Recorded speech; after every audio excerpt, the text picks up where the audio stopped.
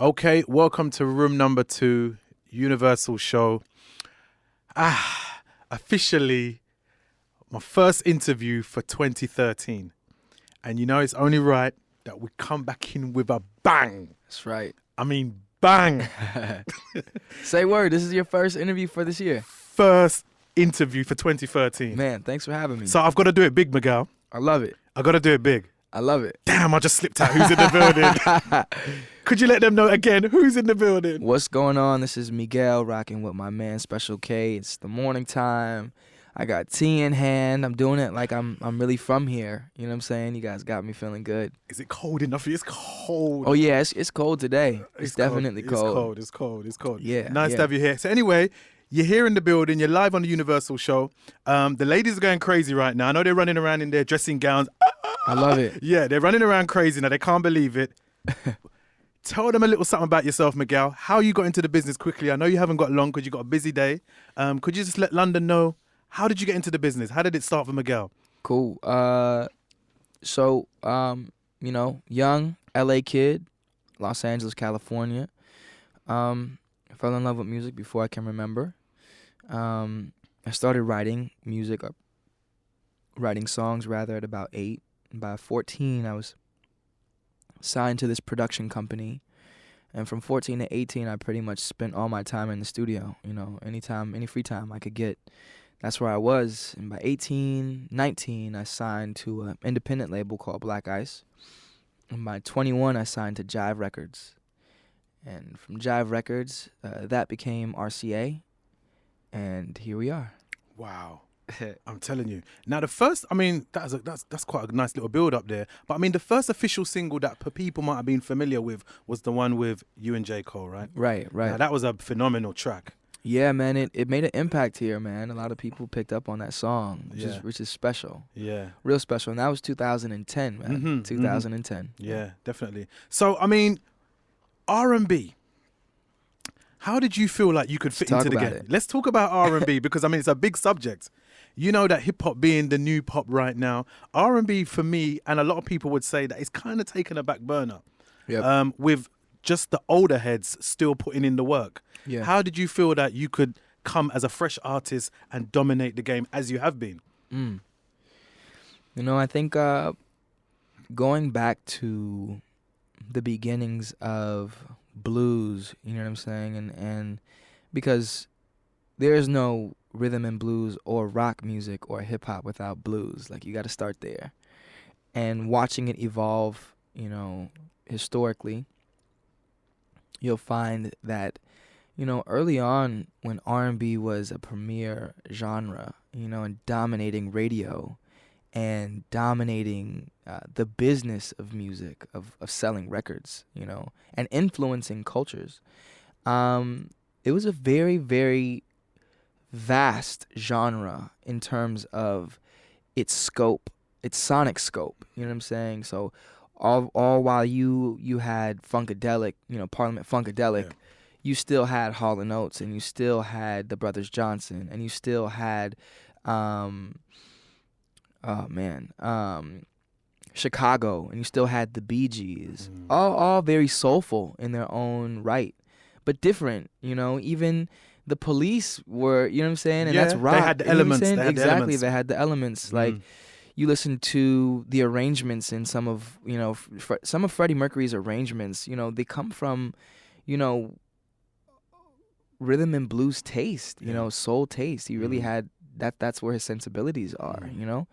And I just, you know, I love the idea of being myself. You know what I'm saying? And because I'm pulling from these influences, it's only right that I stay true to what moves me. And that's why shaping this album and listening to the final product, you know, it was important for me to highlight, you know, the things that make me who I am. And that's a lot of classic rock, and that's a lot of hip hop, and obviously a lot of soul. And so, you know, I try to take examples of those in their most extreme, you know, and obvious ways, and just kind of mold them into my own sound. And I think we were successful at doing that, you know. Almost definitely. If you've just locked on, you've just switched on the dial, it is WOW FM 90.4. Special K talking exclusively to Miguel in the studio this morning. It's crazy. It's going off. So why Kaleidoscope? Why that name? You know, I'll never forget, you know, looking through a kaleidoscope as a kid, and it just kind of, you know, as you turn it, just it morphing into just an infinite amount of beautiful things, you know. And I think it's this collaboration of these minor elements, you know, that create the beauty. And it, as a phrase, kaleidoscope dream, is really just, you know, another word or another as a phrase for life. And everyone is taking all the little elements in their life, you know, and creating their own kaleidoscope dream. You know what I'm saying? It's made up of mostly our choices, our decisions, our sensibilities, mostly our beliefs, what it is we really believe in, what resonates here. You know what I'm saying? And we're painting our lifestyle. So what you're experiencing, I'm a firm believer in this, like what you're experiencing in your direct future has everything to do with your thought patterns and your subconscious beliefs, you know? So I wanted to create an album that was some example of my life, my kaleidoscope dream, the sonic representation, you know, and that's really what it is, you know? Well, let's talk about most definitely. I mean, if you're an R&B DJ and you haven't even played this tune in 2012 into 2013, then you need to pack up your laptops now. Yeah, we're just putting it out there, Miguel. Pack up your CDs. If you've never played this tune for the entire 2012, pack it up. Adorn, come on. That is like every female's favorite tune. You know what I mean? Have you ever seen that tune go off in the club? Yeah, man. I've had the pleasure and surprise of watching people rock to that song. Like, it's crazy. Like legit rock. And obviously, when you done your concert last week, I mean, how did that go off? That must have been crazy. It was special, man. You know, there's no feeling like getting the energy from the crowd and them knowing and chanting or shouting, singing at the very top of everything they are. You know what I'm saying? And everyone being in a moment together is really special, especially when it's a song that just kind of like, it's one of those songs that poured out of me, and I don't recall writing it. You know, I remember all the circumstances.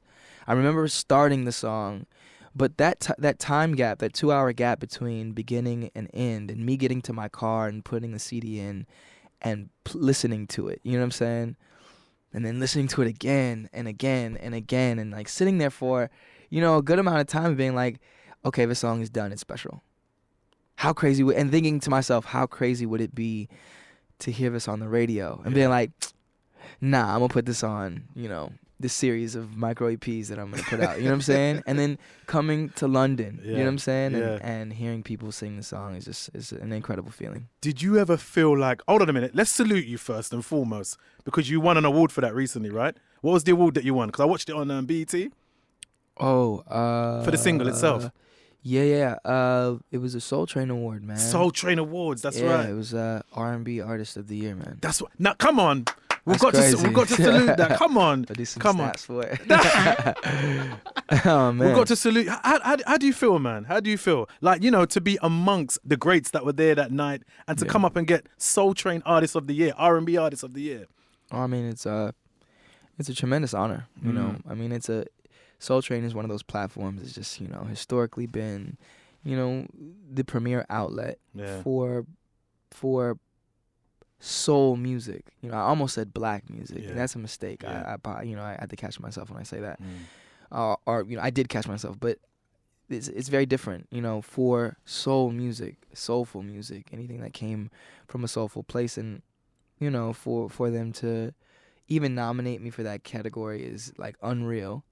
And I think if anyone saw I've been told, I haven't seen it. Oh, you haven't seen it yet? I've been told the look on my face when they announced the name. You know, they announced it. I'm like, you know, crazy. I was not expecting that. Crazy. Not one. Now I've got to talk about a particular. Before we get to the drinks, the single. There's a track now. I don't even know if I can say it this time of morning because it's kind of early. Yeah, it's mad early. I can say it. You can't. No. You can't. You know what track I'm going to be talking about, right? Yeah, what? it's the kitty cat track. That's right. The kitty is mine. The kitty cat is mine. You know, when I saw the album sleeve, yeah, and I said, I was going down, I was like, yeah, the what? The what? No, Miguel, what's that one about? What's that about? Yeah. How did you come up with that one? Why? I mean, that song kind of wrote itself too. It was just a moment, we were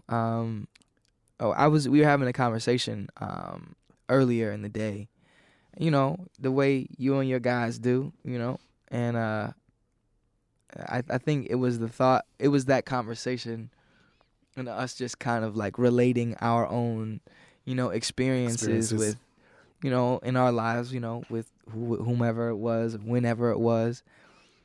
It's kind of like the traveling man's anthem. I think anyone who's done, a bit of traveling for whatever reason, you know what I'm saying? You, especially when you're younger, you make friends in different places, and of course, that leads to some spontaneous moments. And in those spontaneous moments, I think as a man, you work to earn, you know what I'm saying, a woman saying, "Oh, it's yours." You know what I'm saying? And it's something you ask or you want to hear because of your ego, and that's okay because we're human, and I think that's why women love the song. I get the craziest response from that song. You know what I'm saying? That's crazy. If you've never checked it out, check it out. What track number is it? I think it's track number 12. Yeah, that's 10. Top 10, yeah. 10. The kitty cat is mine, yeah? And we're talking about the cat that runs around your house. Yeah, we're not talking about that one. If she runs around your house, I don't know, you might want to. Oh, God. Okay. Crazy. Yeah. Okay, to sum it up, what have you learned about yourself since you've been out there doing your thing, this thing called music? What have you learned about yourself in the last couple of years? Oh, man, to trust my instincts. Yeah, I think, not to second guess, my gut. And also trust, your team to do what they're here for. It's like this balance of knowing when to go with your gut about certain things and knowing when to take the advice that, the people are there to give you.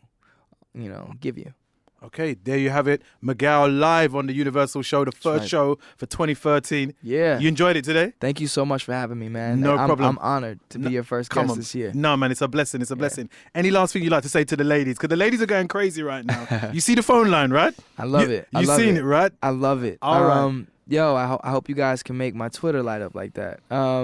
Hit me up anytime, twitter.com/Miguel Unlimited. Same on Instagram. And come to a show. And this is like for everybody, fellas, if you are looking for that special one, or if you're just looking for a good time, I encourage you to come to a show. And ladies, when you come to my show, you know what time it is. I don't gotta even go there. Can we go into a single? I know we can run out of time. Drinks, we're going into the single right now? Let's do it right now. Can you introduce it right now, please? So you've heard All I Want Is You, you've heard Quickie, you've heard Sure Thing. We hit you right back over the head with Adorn. That was my first single, and Do You, which is the single out here. And now we got to give you that next joint. This is your next song for 2013. It's called Drinks. How many drinks would it take you to leave with me?